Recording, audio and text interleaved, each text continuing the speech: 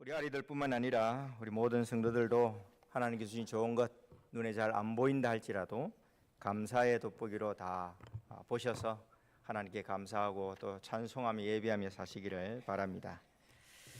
여러분, 요즘 젊은이들은 넷플릭스나 유튜브 프리미엄 같은 구독 서비스에 아주 익숙합니다. 여러분, TV를 볼 때도 수신료를 내죠. 핸드폰 무료가 아닙니다. 한 달 사용료를 내야 사용할 수 있습니다. 세상에는 공짜가 없어요. 하지만 세상에는 구독료를 한 푼도 내지 않고 무제한, 매달 무제한으로 우리가 누리는 것들도 참 많습니다. 우리가 숨쉬는 공기, 또 매일매일 떠오르는 태양, 무엇보다도 하나님께서 아무런 조건도 없이 우리를 사랑해 주시는 그 하나님의 은혜는 구독료가 없어요. 지불을 우리가 안 해도 됩니다. 너무 당연하게 매일 누리고 있어서 우리는 종종 그게 아무런 가치가 없는 것처럼 그렇게 생각하지만 사실은 이 모든 것이 공짜가 아니라 하나님께서 우리를 위해서 주신 최고의 선물입니다. 우리에겐 공짜하지만 하나님은 우리를 위해서 많은 것들을 사실은 헌신하셨어요. 우리가 받은 사랑을 하나씩 한번 세어보십시오. 당연한 게 아니라 사실은 그것이 감사구나, 감사해야 될 일들이구나 라고 하는 것을 우리는 알게 됩니다. 옆에 계신 분에게 이렇게 한번 인사를 나눠봅시다. 받은 복을 세어봅시다. 뭘 세어보자고요? 받은 복을 세어보자는 거예요. 여러분 한번 여러분이 받은 복, 우리가 받은 복 한번 세어보세요. 얼마나 많습니까? 받은 복을 세어가며 살아갈 때 우리는 지금보다 훨씬 더 행복하고 감사하며 그렇게 성도다운 삶을 살아갈 수 있습니다. 특히 예수님을 믿는 저와 여러분은 하나님께 받은 사랑과 복이 참 많습니다. 오늘 읽은 말씀에는 사도 바울이 하나님께서 우리에게 주신 모든 하늘의 신령한 복에 관해서 말합니다. 바울은 감격에 벅차서 우리가 큰 복을 받은 사람이다 라고 그렇게 고백하고 있는 거예요. 우리가 하나님께 받은 모든 신령한 복이 무엇인지, 그리고 그것이 당연한 게 아니라 감사함으로 우리가 살아가야 될 이유라는 사실을 오늘 깨닫고 우리가 저와 여러분이 늘 감사의 삶을 살아가길 축원합니다. 그래서 오늘 설교의 주제는 이것입니다. 복받은 사람답게 하나님을 찬송합시다입니다. 따라합시다. 복받은 사람답게 하나님을 찬송합시다. 복받은 사람답게 하나님을 찬송합시다. 세 가지를 말씀드립니다. 첫 번째, 우리가 어떤 복을 받았습니까? 하늘의 신령한 복을 받았습니다. 따라합시다. 하늘의 신령한 복을 받았습니다. 어떤 복을 받았다고요? 하늘의 신령한 복을 받았어요. 하늘의 신령한 복은 세 가지입니다. 첫 번째는 성부 하나님께서 주신 복입니다. 성부 하나님께서 주신 복. 에베소서 1장 4절과 5절을 보겠습니다. 4절과 5절 함께 읽습니다. 곧 창세전에 그리스도 안에서 우리를 택하사 우리로 사랑 안에서 그 앞에 거룩하고 흠이 없게 하시려고 그 기쁘신 뜻대로 우리를 예정하사 예수 그리스도로 말미암아 자기의 아들들이 되게 하셨으니 아멘. 누가 이렇게 하셨단 말입니까? 하나님 아버지께서, 성부 하나님께서요. 하나님 아버지께서 세상을 만드시기 전에 저와 여러분을 이미 선택하셨다는 거예요. 선택은 사실 우리 인간적인 지식으로는 이해할 수 없는 영역입니다. 오직 믿음으로 깨닫는 신비입니다. 창세전에 하나님께서 선택하셨다. 우리가 어떻게 알아요? 그런데 성경이 그렇게 우리에게 알려주고 있습니다. 하나님이 그렇게 하셨다. 모든 사람이 죄를 지어서 다 죽을 수밖에 없는데 특별히 저와 여러분을 그 중에서 선택하시고 예정하셔서 구원해 주신 거예요. 이것이 우연이 아니라 하나님의 기쁘신 뜻이었다라고 말씀합니다. 우리가 예수님을 믿고 하나님의 자녀가 된 것, 이게 여러분 그냥 자연스러운 게 아니에요. 당연히 된 게 아닙니다. 하나님께서 창세 전부터 계획하고 선물로 주신 최고의 선물입니다. 두 번째 우리가 받은 복은 성자 예수님께서 주신 복입니다. 1장 7절 보겠습니다. 에베소 1장 7절 함께 읽습니다. 우리는 그리스도 안에서 그의 은혜의 풍성함을 따라 그의 피로 말미암아 속량 곧 죄 사함을 받았느니라. 아멘. 성부 하나님께서 구원을 계획하셨어요. 선택하고 그리고 예정하셔서 우리를 구원하기로 작정하셨죠. 이제 죄로 인해 죽었던 우리를 실제로 구원하시려고 이 땅에 성자 예수님이 오셨습니다. 아들 하나님이 오신 겁니다. 성자 예수님이 이 땅에 오셔서 친히 죄인이 되어서 십자가에 못 박혀 피 흘려 죽으셨습니다. 그리고 예수님께서 우리를 다시 살게 하시려고 직접 죽음에서 다시 부활하셨습니다. 예수님 덕분에 우리가 창조주 하나님을 아빠 아버지라고 고백하고 그렇게 부를 수 있게 되었습니다. 예수님 덕분에 우리가 천국 백성이 되었다 이 말입니다. 이처럼 우리가 예수님 덕분에 하나님을 아버지로 부르고 하나님의 사랑받는 자녀가 된 것, 이보다 더 큰 복은 없습니다. 세 번째 하늘의 신령한 복, 바로 성령 하나님께서 주신 복입니다. 1장 13절 볼까요? 1장 13절 함께 읽습니다. 그 안에서 너희도 진리의 말씀 곧 너희의 구원의 복음을 듣고 그 안에서 또한 믿어 약속의 성령으로 인치심을 받았으니. 아멘. 보십시오. 성령 하나님, 성부 하나님께서 구원을 계획하셨습니다. 성자 하나님께서 구원을 이루셨습니다. 몸소. 그리고 이제 성령 하나님께서 그 이루신 계획과 예수님이 이루신 그 구원을 우리에게 적용시켜 주셨어요. 그 구원이 남의 구원이 아니라, 다른 사람의 구원이 아니라 바로 저와 여러분의 구원이 되게 하셨다 이 말입니다. 다시 말해서 성령 하나님께서 우리가 구원의 복음을 들을 수 있도록 귀를 열어주셨고 우리 마음에 깨닫게 하셨고 그리고 믿어지게 하신 겁니다. 우리가 똑똑해서 스스로 복음을 듣고 이해하고 믿은 게 아니라 성령께서 우리 안에 찾아오셔서 역사하신 결과라는 거예요. 성령 하나님은 우리가 받은 구원이 조금도 의심 없이 확실하다는 사실을 증명하시려고 우리 마음에 도장을 꽉 찍어주셨습니다. 뭘 찍어주셨다고요? 도장을 찍어줬어요. 여러분 계약서 쓰고 나면 맨 마지막에 뭐 합니까? 도장 찍잖아요. 확실하다고. 그 도장이 있어야 그 계약서가 유효하잖아요. 성령 하나님께서 우리의 구원을 확실히 보증하시고자 인쳐주셨다라고 성경은 말합니다. 그래서 어느 누구도 우리의 구원을 빼앗아갈 수 없도록 만들어주신 거예요. 이것이 성령께서 우리에게 주신 복입니다. 이렇게 성부 하나님께서 구원을 계획하셨고 성자 예수님께서 구원을 이루셨고 성령 하나님께서 확실하게 구원을 보증해 주신 복, 이것이 바로 삼위 하나님께 받은 하늘의 신령한 복입니다. 물론 우리는 이 땅에서 이 하늘의 신령한 복만 아니라 땅에 기름진 것으로도 복을 받았습니다. 하늘의 복뿐만 아니라 땅의 복도 받았습니다. 건강의 복도 받고 물질의 복도 받고 만남의 복도 받고 자녀의 복도 받았습니다. 이 모든 것이 다 하나님께서 주신 선물입니다. 하지만 여러분 이것들은 이 땅에서 받은 이 땅에 속한 것들은 언제 없어질지 모릅니다. 있다가도 없어지고 없다가도 또 생길 수 있는 것들이에요. 안개와 같은 것입니다. 잠깐 있다가 사라질 것들입니다. 하지만 하늘의 신령한 복은 영원합니다. 요한복음 17장 3절은 그래서 이렇게 말씀합니다. 요한복음 17장 3절 다 같이 읽겠습니다. 영생은 곧 유일하신 참 하나님과 그가 보내신 자 예수 그리스도를 아는 것이니이다. 아멘. 구원을 계획하고 성취하고 적용하시고 보증해 주신 삼위 하나님을 알고 그분을 굳게 믿는 것, 이것이 바로 저와 여러분이 받은 가장 귀하고 또 영원한 복이라는 거예요. 이런 복을 받은 사람만이 성도라고 불리고 하나님의 백성이라고 부를 수 있습니다. 이 복이 없으면 아무리 교회를 다녀도 성도가 아니에요.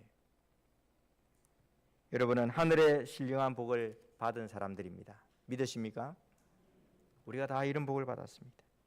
바라기는 이 자리에 있는 우리 모두가 이 자리에 있지만 아직도 이 하늘의 신령한 복이 뭔지, 그 복을 내가 받았다는 확신이 없거나 이 복에 대한 믿음이 없는 분들이 있다면 그런 분들까지 다 하늘의 신령한 복을 다 받아 누리고 영원히 복받은 자로 영원한 저 천국을 소망하며 하나님의 백성답게 다 살아가시기를 진심으로 축원합니다. 두 번째, 그러면 하나님께서 우리에게 이런 하늘의 신령한 복을 주신 목적이 뭘까요? 왜 복을 주셨을까요? 하나님을 찬송하고 예배하게 하려는 것입니다. 따라합시다. 하나님을 찬송하고 예배하는 것입니다. 이것이 목적이라는 거예요. 하나님께서 우리에게 복을 주실 때는 아무런 조건이 없습니다. 어떤 조건을 갖춰야 복을 준다, 그게 아니에요. 하나님은 조건 없이 복을 주셨어요. 하지만 분명한 목적은 있습니다. 왜 주셨는지, 목적이 뭔지 분명하다는 거예요. 삼위 하나님께서 우리에게 하늘의 신령한 복을 주신 목적이 뭡니까? 여러분 1장 6절을 보시면 이렇게 되어 있어요. 1장 6절. 우리 학생들이 크게 한번 읽어줄래요? 시작.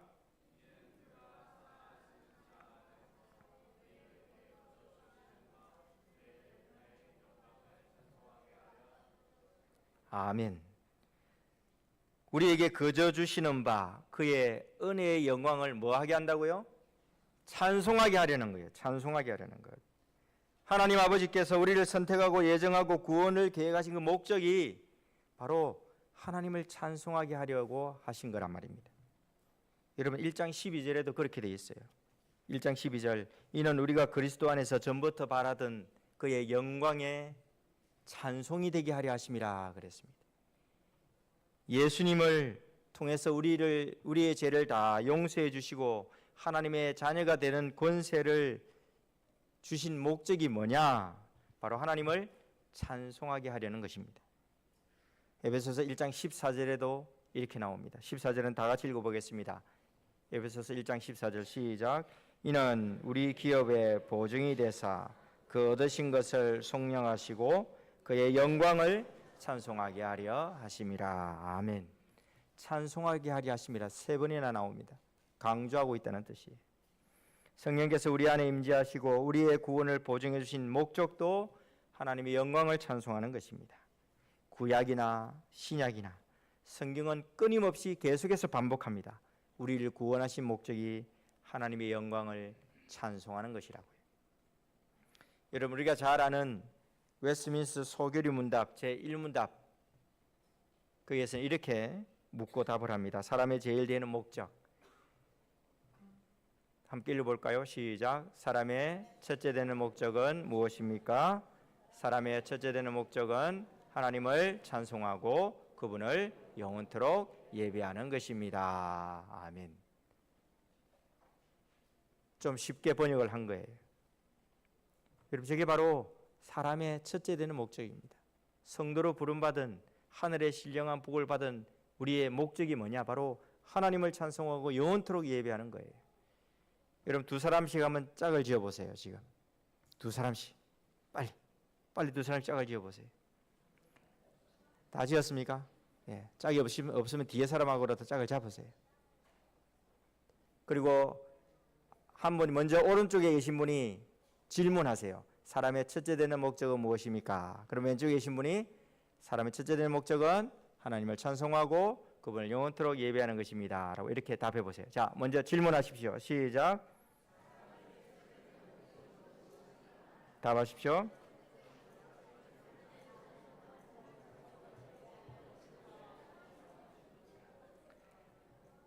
짝도 안 잡고 따라하지도 않은 사람들은 도대체 어떤 분들입니까? 다시 한번 기회 드릴게요. 또 빨리 잡으세요. 빨리 잡아서 이제는 반대로 대답하신 분이 질문하시고 질문하시면 답하십시오. 시작.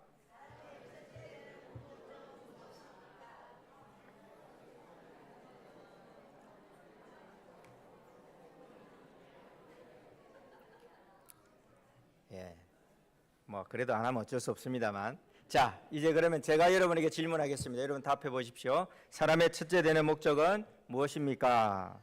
사람의 첫째 되는 목적은 하나님을 찬송하고 그분을 영원토록 예배하는 것입니다. 아멘. 여러분, 이게 바로 우리의 첫째 되는 목적이에요. 가장 중요한 목적이에요. 우리가 살아가는 이유예요. 그래서 구원받은 우리는 매주마다 이렇게 모여서 하나님을 예배하는 겁니다. 구원을 주신 하나님께 우리는 감사합니다. 우리의 구원을 이 예배 가운데 즐거워합니다. 기뻐합니다. 이것이 바로 우리가 드리는 공예배예요. 공예배. 어린아이부터 어른들까지 전 세대가 하나님을 예배하는 이유가 바로 우리가 이런 하늘의 신령한 복을 받았기 때문이에요. 우리는 복받은 사람들입니다. 그런데 사도 바울이 여러분 지금 이 복받았다라고 하는 이 찬송을 어디서 지금 하고 있는지 아십니까? 이 글을 어디에서 쓸까요? 감옥에서 쓰고 있습니다. 에베소서가 옥중서신, 감옥에서 편지를 쓴 거예요. 바울이 복음 전하다가 감옥에 갇혀서 지금 너무너무 힘든 상태에 있는 거예요. 불편하고 불안하고 그리고 불평할 수밖에 없는 그런 형편에서 지금 이 글을 쓰고 있습니다. 그런데 그는 제일 첫 번째 1장 3절부터 하는 말이 찬송하리로다 라고 선언합니다. 몸은 비록 감옥에 갇혀 있지만 바울은 하나님께 받은 하늘의 신령한 복을 세워보았고 그것 때문에 하나님을 찬송하고 있는 거예요. 감옥에서도. 성도 여러분, 삼위 하나님의 복을 받은 사람은 이렇듯 어떤 상황, 어떤 형편에서도 찬송하는 사람이고 감사하는 사람이고 기쁨으로 예배하는 사람입니다. 비록 사망의 음침한 골짜기를 다닐지라도 찬송하는 사람은 진짜 복받은 사람이에요. 반대로 아무리 푸른 초장, 실만한 물가에서 풍족하게 살아도 찬송이 없고 감사가 없고 예배가 없으면 그는 하나님의 복을 받지 못한 참 안타까운 사람입니다. 아니면 그 복을 이미 다 잊어버린 사람입니다. 사랑하는 성도 여러분, 그러니 우리는 매일매일 하나님께 우리가 받은 복을 다 세어봐야겠습니다. 그리고 그 하나님을 우리가 찬송하며 예배하며 살아가야겠습니다. 만약에 우리 입술에서 찬송이 끊어져 버렸다면 다시 우리 찬송을 회복합시다. 다시 예배를 회복합시다. 우리 찬송가 621장은 이렇게 노래합니다. 가사 띄어져 있죠? 621장 찬양하라 내 영혼아. 우리 반주 없이 함께 한번 찬양하겠습니다. 찬양하라 내 영혼아, 찬양하라 내 영혼아, 온 마음과 정성 다하여 주 찬양하라.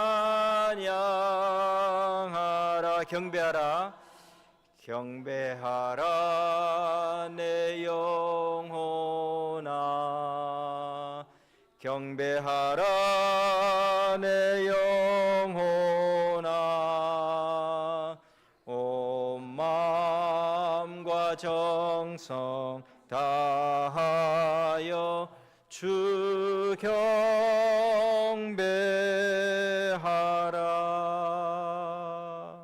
아멘.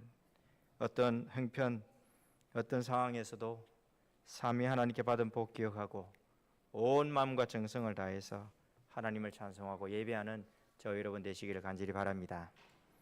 마지막, 그러면 여러분 우리가 이렇게 찬송하고 예배할 때 무슨 일이 일어날까요? 우리가 찬송하면 어떤 일이 일어나느냐? 따라합시다. 하나님의 놀라운 역사를 경험합니다. 뭘 경험한다고요? 하나님의 놀라운 역사를 경험합니다. 언제요?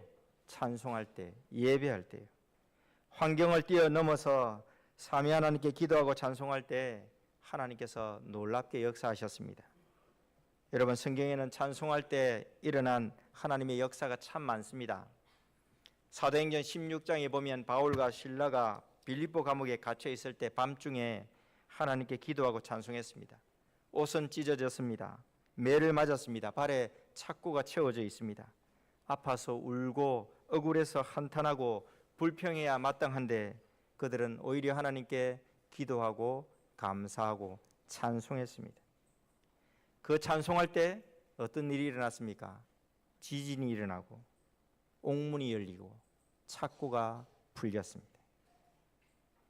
사람이 전혀 기대하지 않았던 하나님의 능력이 역사한 거예요. 찬송할 때 그런 일이 일어납니다. 사무엘상 16장에 보면 다윗이 수금을 연주하고 그렇게 하나님을 찬양했을 때 어떤 일이 일어났습니까? 사울 왕을 사로잡고 있던 악한 영이 떠나가 버린 거예요. 찬송할 때 악한 영이 떠났습니다. 역대하 20장에는 암몬과 모압 연합군이 유다를 쳐서 공격해 왔을 때 여호사밧 왕과 백성들이 하나님을 찬송했습니다. 그 적군들 앞에서 하나님을 찬송했습니다. 그때 이스라엘 백성들은 피 한 방울 흘리지 않고 적군들을 물리칠 수 있었습니다. 이런 하나님의 놀라운 역사가 찬송할 때, 예배할 때 일어난다는 사실을 우리가 기억해야겠습니다. 우리가 삼위 하나님께 받은 복을 세어보고 믿음으로 찬송하고 감사함으로 예배하면 바로 하나님께서 우리의 삶 가운데서도 놀라운 역사를 보여주시고 영적 전쟁에서 우리를 승리하게 만들어 주십니다. 사랑하는 성도 여러분, 저와 여러분은 세상이 줄 수도 없고 하나님만이 줄 수 있는 하늘의 신령한 복을 받은 사람들입니다. 우리 형편이 어떠하든지 하나님께 받은 복을 세워봅시다. 그 복을 주신 삼위 하나님을 기쁨으로 찬송합시다. 우리가 찬송할 때 하나님께서 역사하십니다. 만약 여러 가지 일들로 염려와 걱정 때문에 문제 때문에 우리 입술에서 찬송이 끊어졌다면, 우리의 삶 가운데 예배가 사라져 버렸다면 다시 회복합시다. 우리 마음에서 찬송이 터져 나오고 예배가 회복될 때 전능하신 하나님께서 우리와 함께 하시고 능력의 손으로 우리를 도와주실 것입니다. 이번 한 주간 일상 속에서 하늘의 신령한 복을 받은 사람답게 하나님을 찬송하고 하나님께 감사하며 참으로 행복한 믿음의 삶을 살아가는 저와 여러분 되시기를 주님의 이름으로 축복합니다. 아멘.